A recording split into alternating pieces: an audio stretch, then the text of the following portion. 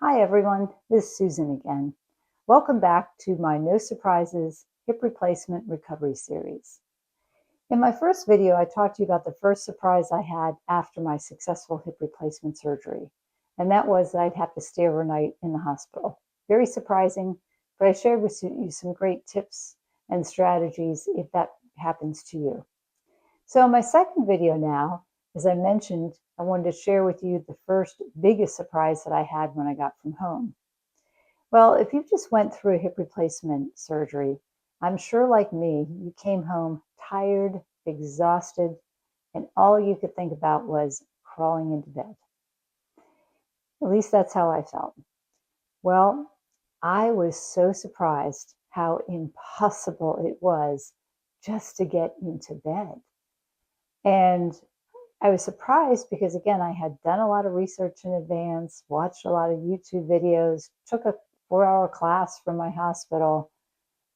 I was not prepared for that.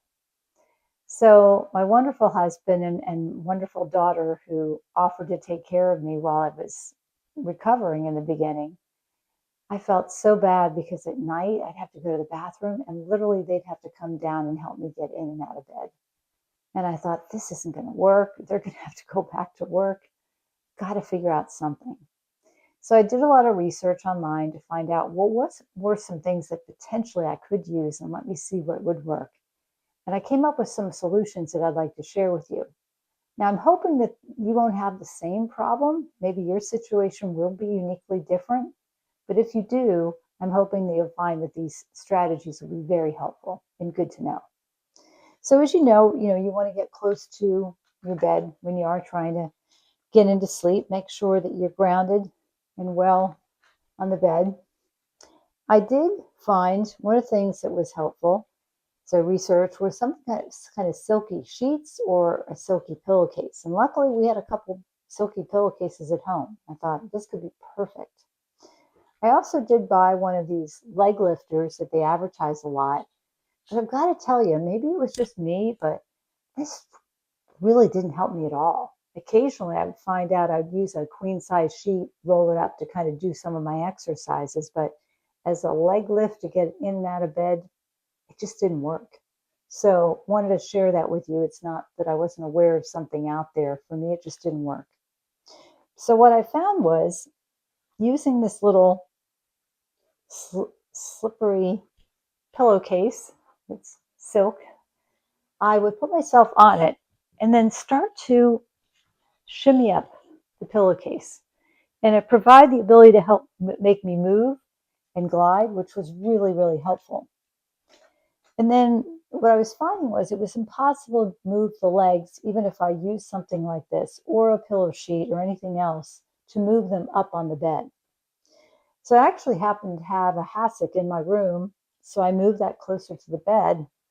So what I found was that when I would shimmy onto the bed, I could then move my feet over to the hassock,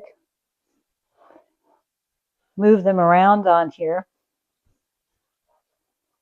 and ultimately get quick enough that then when I would move myself back onto the bed, I could then get myself onto the bed and do the same thing in reverse. So to me, this was a game changer because all of a sudden it meant that I had the independence that I needed to get in and out of bed.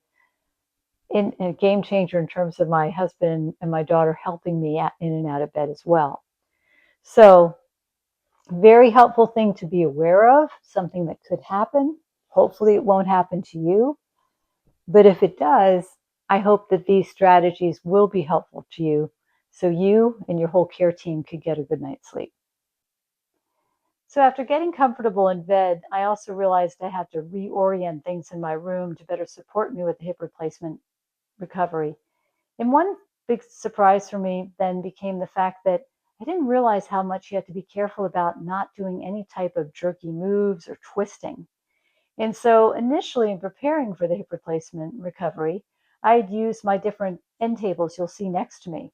I put some things in the drawers that I could get, I put some things on the table, but I soon realized that that was not something that I was supposed to be doing. which is a total surprise to me because, as I mentioned, I did go to a training class in advance and did read a lot of information.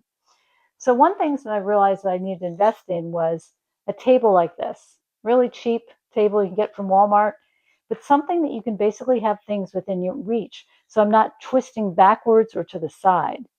So this became kind of my table, my nighttime table. So any drugs I needed at night, my glasses, remote control. My husband actually ended up putting a charger adapter here and other kinds of things, pens. Everything was right here on the ready so that I would not be twisting. And the other thing to note is that, again, my hip replacement was on my left side. So to get in and out of the bed with a hassock, that needed to be on the left side as well. So this table, which I initially had oriented the other side, actually ended up moving here so that would better set me up for success in terms of getting on and off easily on the other side while having this table that I could easily reach to and access different things I might need.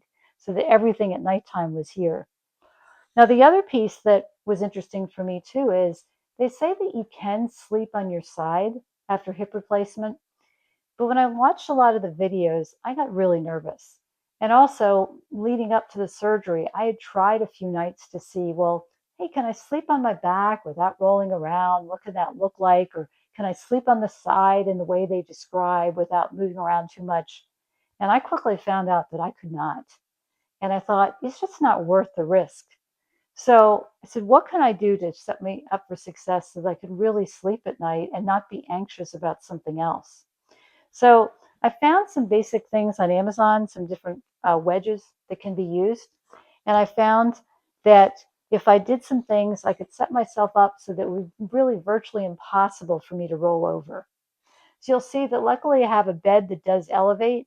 Now, if you don't have a bed that elevates, you of course can get, right, a triangle shaped kind of pillow that kind of put your back of your headrest on elevation. I did have that. The other thing that I kind of looked at just from a dynamic perspective of what you can do is to have a pillow like this that would go underneath just at your knee level, because that again helps to kind of put some friction to kind of put yourself in place.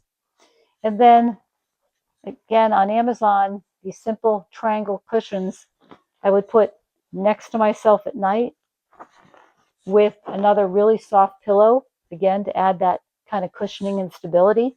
And so every night I would go to bed with the simple cushions here with the pillows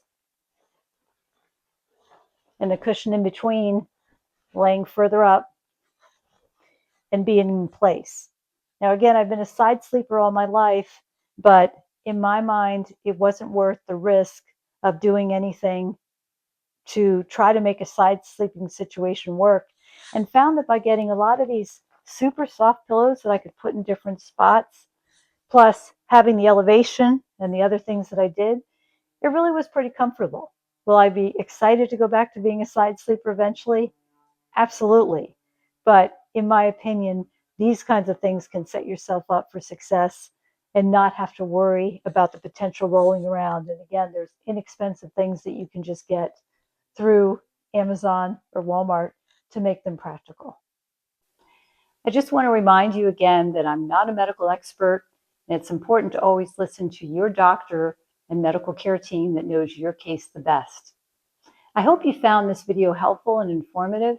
If you did, if you please like and subscribe, that will help us ensure that we continue to develop quality videos for others to enjoy and also benefit from with their hip replacement recoveries. So in our next video, we're going to be transitioning out of the bedroom into the surprises I found in the bathroom.